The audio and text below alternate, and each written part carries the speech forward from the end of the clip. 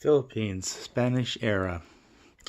Well, there was a lot of interesting little coins made by various, I don't know, Chinese contractors, private individuals, or whatever, until finally the Casa de Moneda was constructed under the Spanish rule and made for a somewhat more consistent set of coins. But to look at some of this, let's take a look at some of the very oldest normal coin here. This is a 1766 barilla. So, City of Manila. Ciudad de Manila, 1766. And you can see the B there for barilla. The rest of the design is a bit too worn for much of anything to show. Now the other coin of such interest from the 1700s is this little cortillo made of silver and showing just a little castle type thing on one side and the rampant lion on the other. A couple Spanish symbols. And that was it. Now there's a whole slew of little copper coins, most of them quartos. Unfortunately, most of them are so flat it's almost impossible to see them. I'll see if we can make something of this quarto, however, because the barilla was not repeated. But here we go. I think we can actually do this. You can see the 1820. You can see the words, the symbol. There it is. So that was 1820 octavo, which is to say there's 8 of those to a real. And then the next thing worth looking at is this quarto from 1834. Again, you can actually make some of this stuff out. MA for Manila there. Now I see there's a 1 and a quarto and a Q. For 1 quarto, that's a quarter of a real, which actually is the same denomination as that little tiny cuartilla silver coin. They had a lot of other things they did in those days. They would get various silver coins, mostly dollar size, but sometimes other, sometimes gold coins, and they would stamp them with various things. And they would show some copper coins, nothing I have here, would show King Ferdinand or Carlos, but in 1861 the Casa de Moneda started up, so they started making these little gold pesos. That's its own peso. There's the 2 peso, and then there's the 4 peso.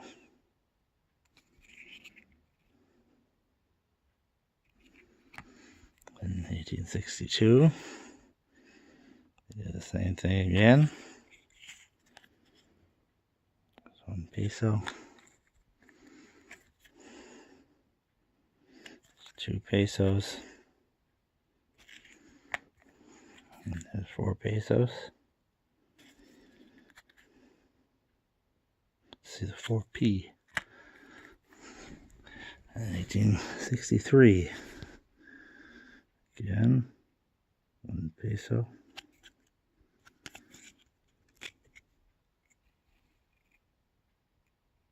Another 1p. 2 pesos. Shown by the 2p. And 4 pesos.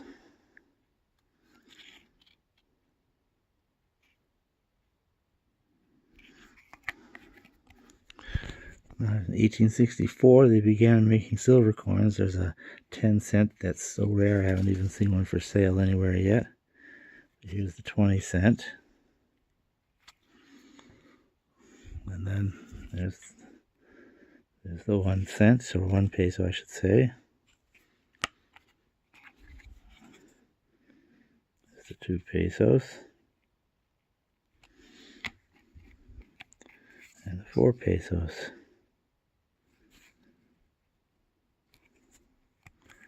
Finally, 1865, they were able to up the production of everything and introduce the half peso. So now, finally get to see everything. There's the 10 cent with Queen Isabella II.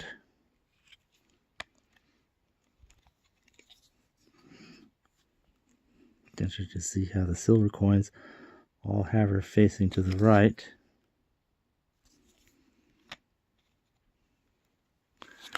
And the gold coins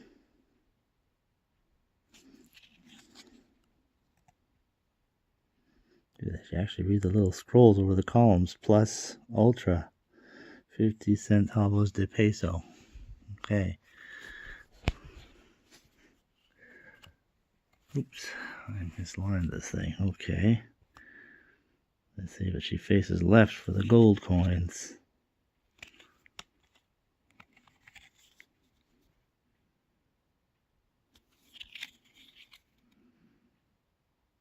Peso, 2 pesos. 4 pesos. Okay. And 1866.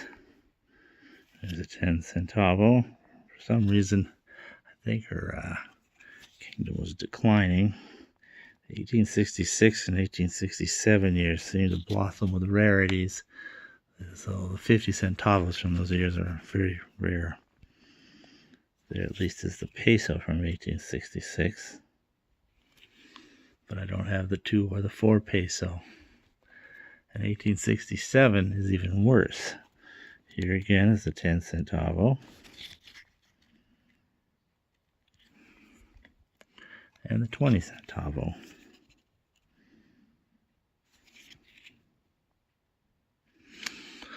And that's all. The 50 centavo is rare. The 1 peso is rare. They didn't even make a 2 peso. And the 4 peso was also ridiculously rare. Now 1868 suddenly becomes common as muck.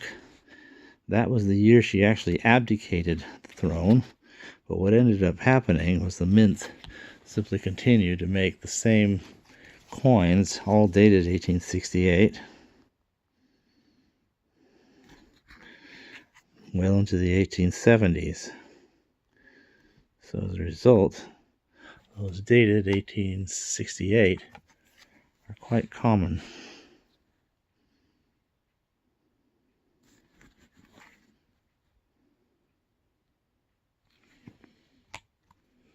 And of course in all denominations.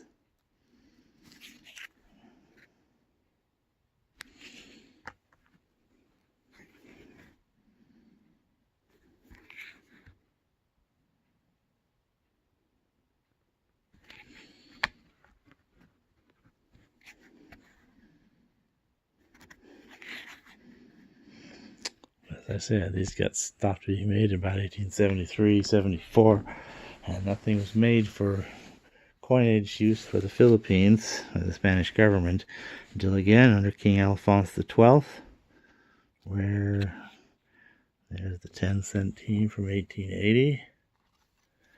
1880, these things were somewhat reintroduced. There's the 20 centavos, 1880. There's the 50 centavos, 1880. There's also a 4 peso gold, which I don't have and is extremely rare. 1881. Actually, this dime is somewhat rare. For some reason, the 1881 dime is hard, or maybe it's 1880. One of those is rather rare. There's the 20 cent from 1881.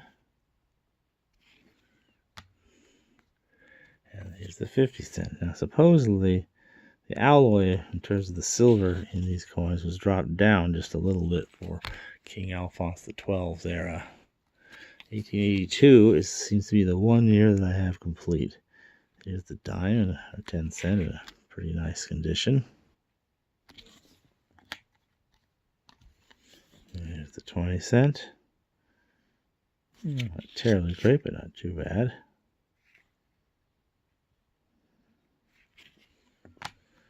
Okay, here's the 50 cent.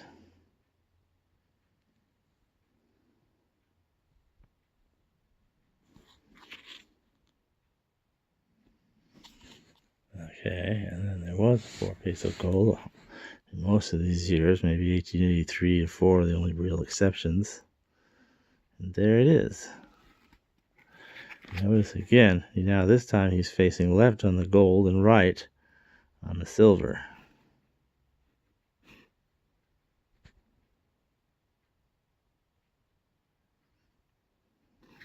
Okay. 1883.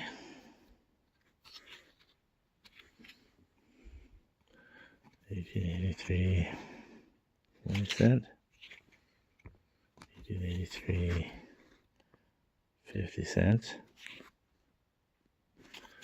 Most of these are kind of ugly coins, but then 1884, that's a pretty rare one again. So once again, I'm mostly just lucky to have it. 1884, 20 cent. 1884, 50 cent. And again, 1885, these coins dated 1885 continue to be struck clear until the late 1890s with the 1885 date on them. Although I'm sure the gold coin dated 1885 didn't get made past that year.